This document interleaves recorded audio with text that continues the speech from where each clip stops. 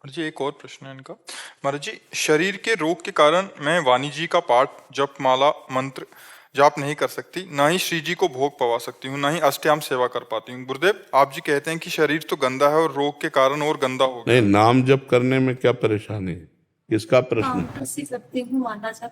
हाँ, कोई बात नहीं, काउंटर से करो, जबान से करो, माला से ना करो तो जबान से करो। नाम जप के बिना तो क्या, शरीर आज रोगी है तो कल मरोगे।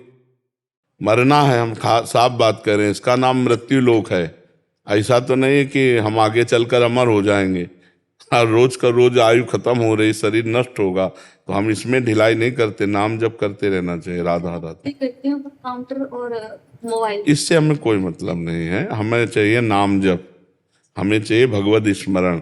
वो अंगुली से आप ऐसे गिन के करो, काउंटर से करो, माला से करो, श्वास से करो, बिना श्वास के मतलब आंतरिक चिंतन से करो, जैसे बने तैसे इन किन प्रकार भजन होना चाहिए।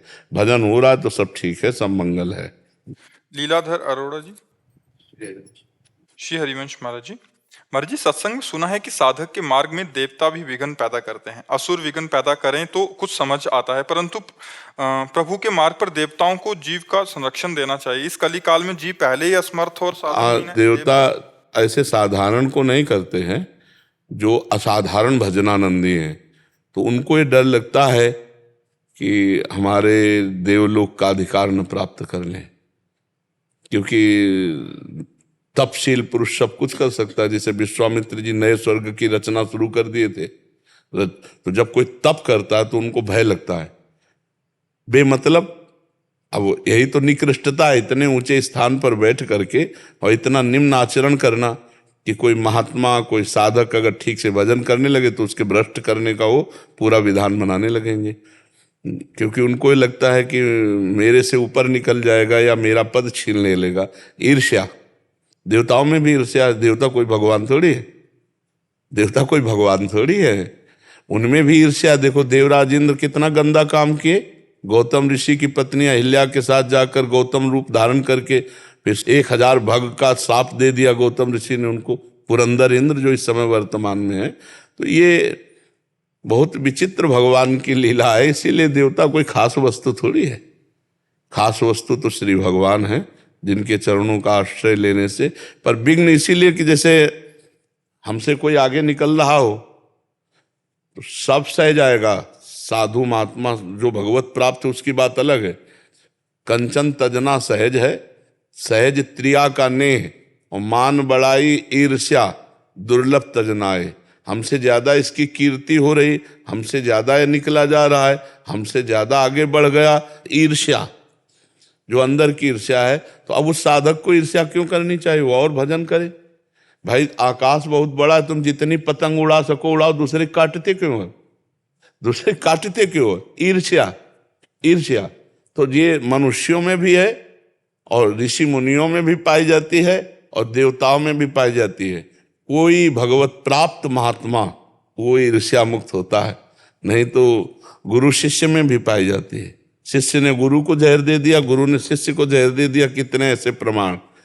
उन्नति देख करके ईर्ष्या बढ़ जाती है। सब कुछ ठीक है, लेकिन ईर्ष्या बहुत बड़ी वस्तु है। तो देवताओं में भी है ये, तो इसीलिए देवता भी विघ्न धारण कर उपस्थित कर देते हैं, जिससे साधक जो भगवान के आश्रित है तो सीम की चाप सके को तासु, बड़ रखवार रमापति जासु। जिसके रखवारे भगवान राम हैं, श्री हरि हैं, लक्ष्मीपति नारायण हैं, उसको कौन पराजित कर सकता है? करो सदा तिनके रखवारी, जिव बालक राखे महतारी। तो देवता लोग जो है कहीं ना कहीं ईर्ष्या आदि माया के दोषों से तो युक्त है। ये कोई ऐसा तो नहीं कि अब एक विमान में दूसरा चमकीला विमान और सुंदरी अप्सरा लिए जा रहा है, वो जल रहा है, वो जल रहा है। उसको देखकर आप देवलोक की जब बातें पढ़ो ना, तो जैसे मृत्यु लोक है ऐसे देवलोक है। थोड़ा वो अच्छा, वहाँ व्यवस्था अच्छी है, बस अपने पुण्यों को भोगो फिर मृत्यु लोक में आ जाओ। कोई अंतिम अवस्था थोड़ी देवलोक, कोई अच्छी अवस्था थोड़ी है। आ ब्रह्म भुवनान लोकान पुनरावर्तिनो अर्जुन। ब्रह्मलोक तक, यहाँ से लेकर ब्रह्मलोक तक सब आना जाना है। जो भगवत प्राप्त हो गया वही सर्वदोष रहित हो पाता, नहीं तो बड़ा कठिन है। प्रवचन करना अलग बात है, ईर्ष्या मिटाना अलग बात है।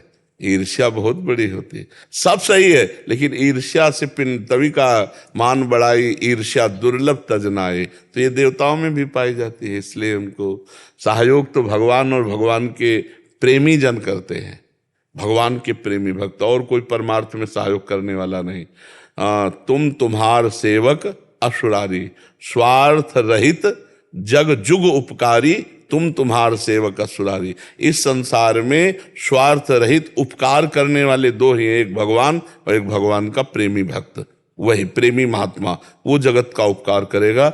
और जहाँ ईर्ष्या है, द्वेष है, स्वार्थ है, घमंड है, वहाँ परोपकार की भावना नहीं रहती। इसीलिए कह दिया गोस्वामी तुलसीदास जी ने कि स्वार्थ लागी करे सब प्रीति, सुर माने देवता, नर माने मनुष्य, मुनि देखो मुनि माने मननशील महात्मा, स्वार्थ लागी करे सब प्रीति, सुर नर मुनि सब ही की रीति।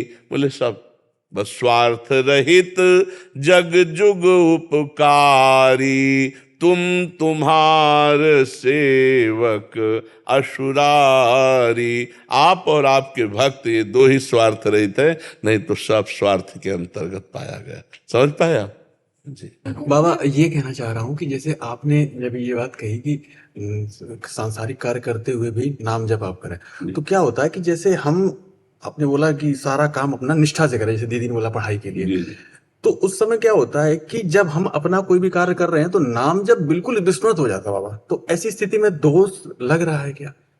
आप अभी सुना, हमने कहा 10-5 मिनट में एक बार राधा बोल दो, लेकिन यहाँ मैंने आपसे ही सुना है कि प्रयास करो कि श्वास श्वास नाम जप हो। ये देखो अलग अलग विद्यार्थी, नहीं अलग अलग विद्यार्थी के लिए है। अब जैसे पीएचडी के विद्यार्थी का अलग, वो और क्लास 1 के विद्यार्थी का अलग। अब जैसे आप जो यहाँ प्रश्न कर रहे हैं क्लास 1 की बात है, वहाँ जो श्वास श्वास पर बात है, उस समय सामने वो बैठा हुआ परमार्थ का वो प्रतीक है जो केवल आग लगी हुई है भगवत प्राप्ति की। उसके तद्य स्मरणेन परम व्याकुलतेति, तदर्पिता अखिलाचारिता तद्य स्मरणेन परम व्याकुलतेति। एक भी सेकेंड के लिए विस्मरण हो जाने पर ऐसी व्याकुलता पैदा हो जाए जैसे मछली को जल से अलग करने पर प्राण त्यागने के लिए। वो बात आपको उपदेश नहीं कर सकते, क्योंकि आपके लिए उपदेश है कि 10-5 मिनट में कभी एक बार याद आ गया राधा। बाबा ने कहा था कि 10 मिनट में सही, तो राधा बस फिर शुरू कर दिया और पूरे समय को भगवान को अर्पित कर दिया। तो उसको कहते हैं कर्म समर्पण।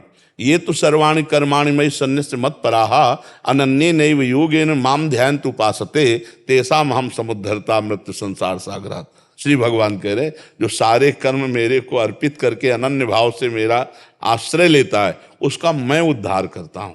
तो ये भजन ही हो जाएगा, ये भजन ही हो जाएगा। एक किसान अपनी मेहनत से कमाता है, बीच बीच में भगवान का नाम जप करता है, पर कर्म समर्पण जरूर करे और समय को भगवान को समर्पित कर देता है, वो एक साधु है।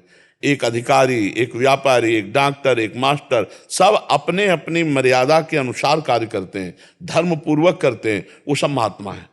लेकिन अपनी मर्यादा से हट करके जो अधर्माचरण, घूस लेना, इधर उधर के, ये सब अधर्माचरण, ये फिर भगवत प्राप्ति नहीं होगी।